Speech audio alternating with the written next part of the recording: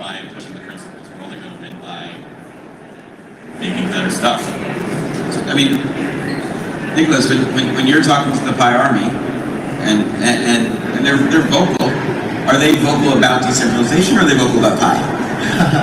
So I think that in general, when we're thinking of decentralization and AI, and there's another aspect.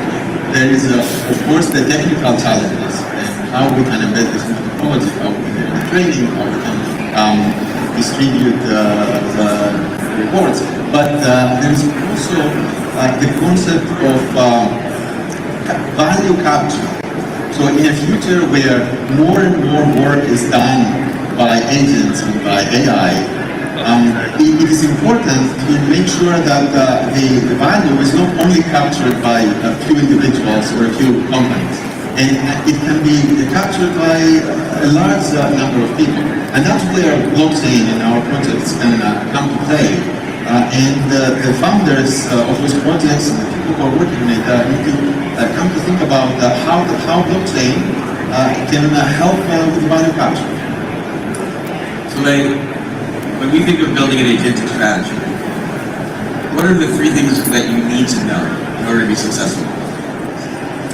Yeah, well, I think also just going back to your question about decentralization, for users, I don't think they necessarily care so much about decentralization, but what I do care about is what are you doing with my data? How are you using it? And I think that's been one of the biggest criticisms of a lot of centralized companies.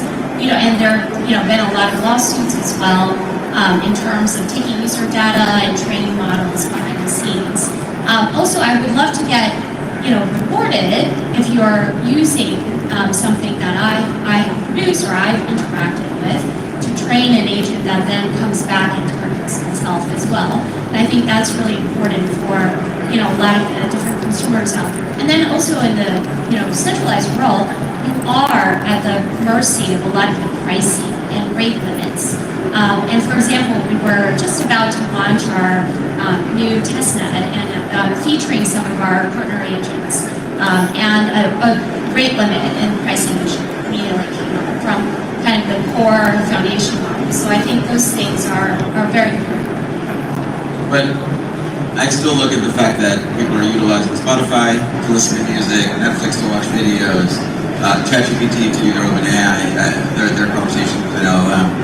And I don't think those users are thinking through the lens of, wait, do I get rewarded for what I'm giving in? I'm frightened by what ChatGPT knows about me, right? And I do it every day, and I willingly give that. And so I guess I hear you, and I think we all agree in theory, but I think in practice, big tech has shown us that people are much more interested in convenience than they are about that security. Am I getting that wrong? Yeah, no, that's a very good point. And I think the biggest criticism about the blockchain space, and something we